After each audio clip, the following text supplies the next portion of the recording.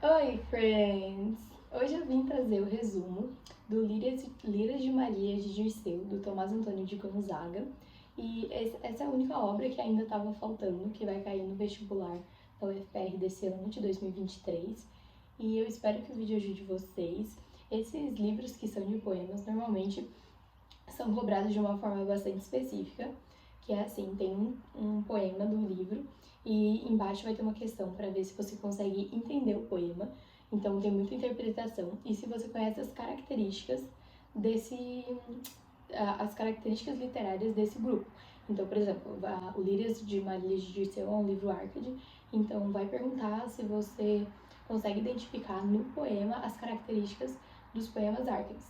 Então, como eu já sei como que funciona normalmente a UFPR no quesito livros de poemas, eu vou primeiro dar algumas características gerais do autor, do livro e do arcadismo, e aí depois eu vou lendo alguns trechos que eu sublinhei ao longo da leitura, para que a gente identifique as características arcades nesses trechos e para que tenha uma boa noção de como que o livro é estruturado no geral. Primeiro um adendo, eu vou ficar com o tablet aqui do lado, porque eu não decorei o roteiro. Quero lembrar que eu tô lendo os livros do vestibular mesmo, já estou na faculdade, então não sobra assim, nossa, quanto tempo que eu tenho pra decorar esse roteiro. Então, eu vou mais ou menos falando e olhando e falando para que o vídeo fique um pouco mais dinâmico, mas eu vou precisar dar umas olhadas assim. Então, o Liras de Marília de Dirceu foi publicado em 1792 pelo autor Tomás Antônio de Gonzaga.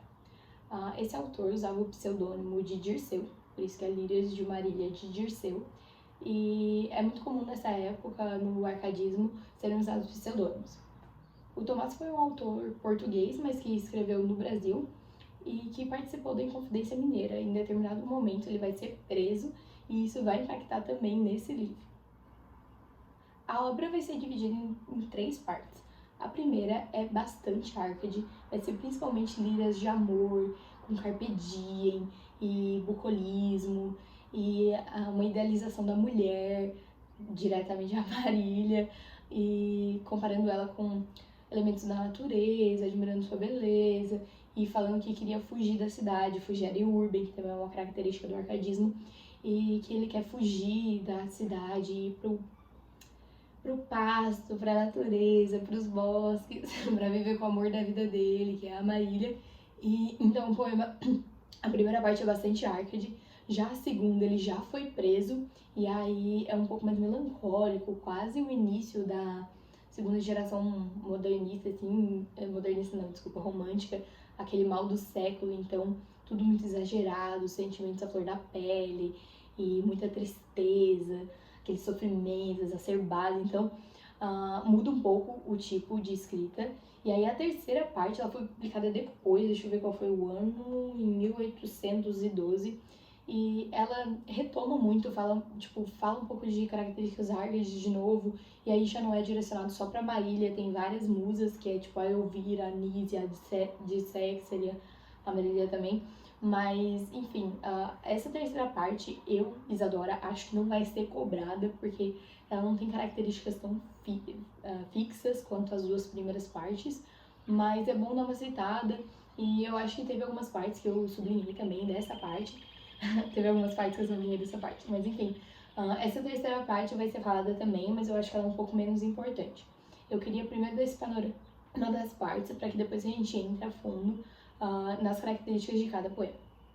Então, como eu expliquei antes, eu prefiro ir lendo trechos das liras e falando sobre eles e destacando e chamando atenção para as partes que eu acho importante, mas a lira 1 eu acho, sim, isso é aposta, que vai cair. Então eu vou falar um pouquinho mais sobre a lira 1 e quero lembrar que, ano passado eu falei do poema dos copos, do livro das semelhanças e caiu. Então, mas enfim, na primeira lira, o autor, o lírico, ele tá meio que se exibindo um pouco. Ele falando assim, olha, eu tenho esse terreno aqui pra plantar, pra botar gado, e eu não trabalho no terreno dos outros não, eu tenho meu próprio terreno. E ele fala tudo isso, tipo, o meu rebanho, ele fala tentando convencer a Marília de que ele é um bom partido, digamos assim. Quando ele descreve a Marília, é de uma forma muito idealizada, seus olhos, os cabelos fios de ouro. Ele compara em outros poemas também com a lua, os elementos da natureza, porque ela é tão perfeita, como se tivesse sido desenhada a imagem de perfeição. Então, ao longo do poema inteiro é bom identificar essa idealização da mulher, ela é bem presente.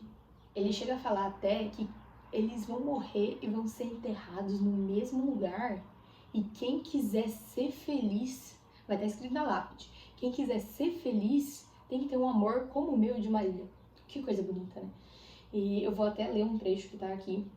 Depois que nos ferir a morte, a mão da morte, ou seja, nesse monte, nessa terra, nossos corpos terão a sorte de consumir os dous da mesma terra. Na campa, rodeada de ciprestes, lerão as palavras os pastores. Quem quiser ser feliz nos amores, siga os exemplos que nos deram esses. Nossa, que lindo, né? Muito bonito. Enfim, essa primeira lira eu acho muito que tem chances de cair, mas agora eu vou ir lendo o que eu fui grifando ao longo da minha leitura e dizendo mais ou menos o que eu pensei quando eu li isso e como que eu acho que isso pode ser cobrado. Já falei, o que eu acho que vai ser cobrado, vocês têm que estudar muito bem as características do arcadismo, porque vai ser tu pegar os elementos do arcadismo da questão. Eu acho, pelo menos, que vai ser assim.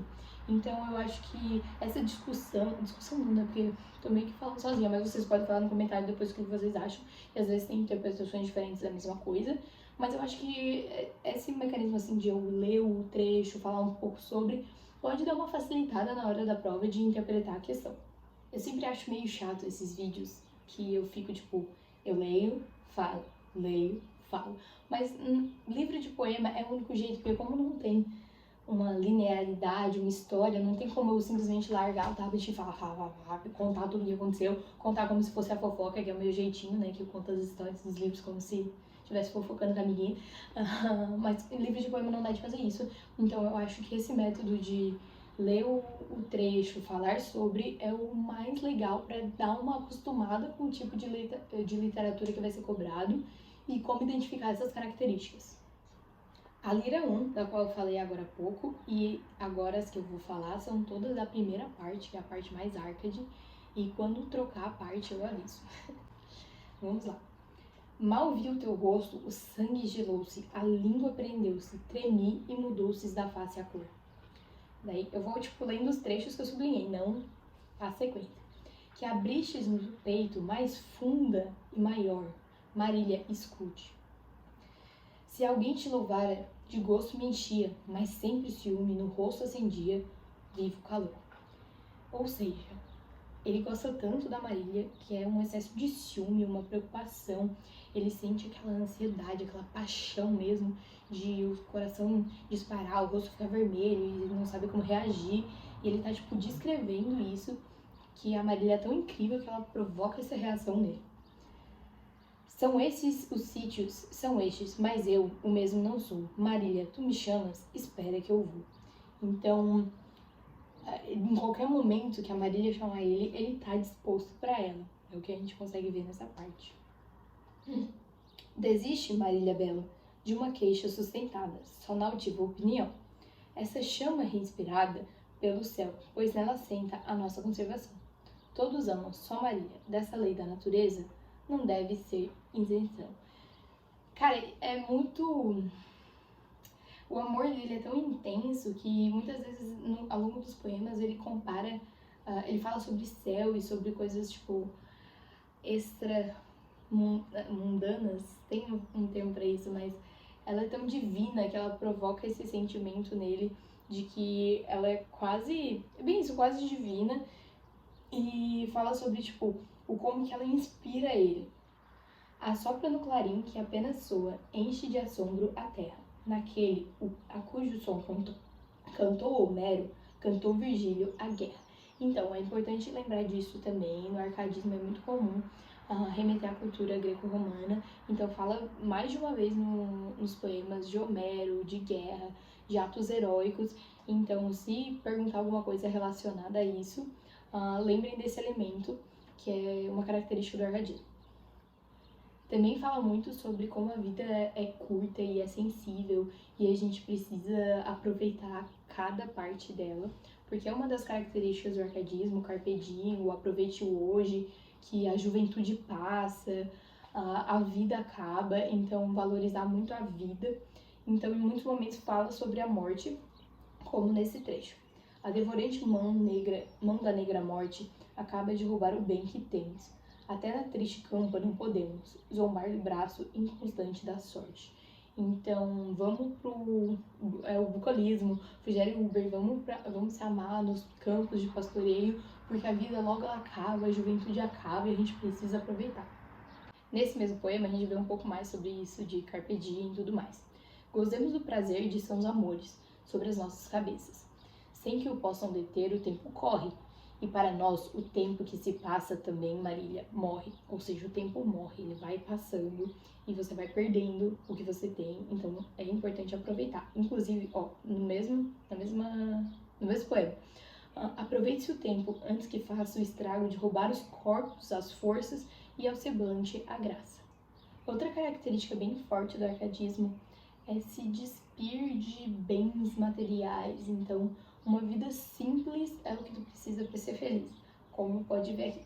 Da sorte que vive o rico, entre o faço alegremente, vive o guardador de grado, apoucado, mas contente. Então, aquele que tem pouco, como o pastor, ele tem o suficiente para ser feliz, então defende uma vida mais simples e tranquila. Agora eu vou ler esse trecho para destacar aquilo que eu tinha falado sobre o tempo roubar a juventude e que por isso que a gente tem que aproveitar e tudo mais. Enrugarão-se as faces e perderão seus olhos a viveza. Voltou-se o seu cabelo em branca neve. Já lhe treme a cabeça, a mão, o queixo. Não tem uma beleza das belezas que teve. Assim também serei, minha Marília, daqui a poucos anos, que o ímpio tempo para todos corre. O tempo vai passar, a gente vai ficar velho, a gente vai ficar enrugado de cabelo branco, a beleza se vai, então a gente precisa aproveitar o hoje, carpe diem. A vida verdadeiramente feliz para um Arcade é a vida no campo. Enquanto pasta alegre um manso gado, minha bela Marília, nos sentemos à sombra desse cedro levantado, então vamos sentar no meio das árvores, descansar enquanto o boi come, nananana. Uma coisa bem good vibes, que é a vibe do arcadismo. Então, eu acho muito que vai ser isso que vai cobrar. Eles vão dar um trecho, sim, e vocês têm que identificar. Tal característica mostra o lema do Fugere Urban, do arcadismo, que dizia que a gente precisa fugir das cidades e ir para o campo, que era lá onde a gente ia conseguir uma vida feliz, uma vida simples, pastoreio, muito pastoreio, bucolismo e tudo mais. O ser herói, Marília, não consiste em queimar os impérios, move a guerra, espalha o sangue humano e dispor a terra também em mantirão. Consiste o ser herói em viver justo, e tanto pode ser herói pobre como o maior Augusto. Ou seja, para tu ser um herói, tu não precisa ser exatamente o herói da cultura greco-romana, apesar de ter uma boa remete, né? Ele remete à cultura greco-romana, mas aqui ele está dizendo que tu não precisa conquistar o mundo para ser um herói. Tu também pode ser um herói tendo a tua Marília, sendo pobre e vivendo uma vida simples. Tu ainda é justo, tu ainda tu é tão herói quanto um grande imperador como Augusto. Em vão se virão perlas mimosas, jasmins e rosas no rosto teu. Em vão terias essas estrelas e as tranças belas que o céu te deu.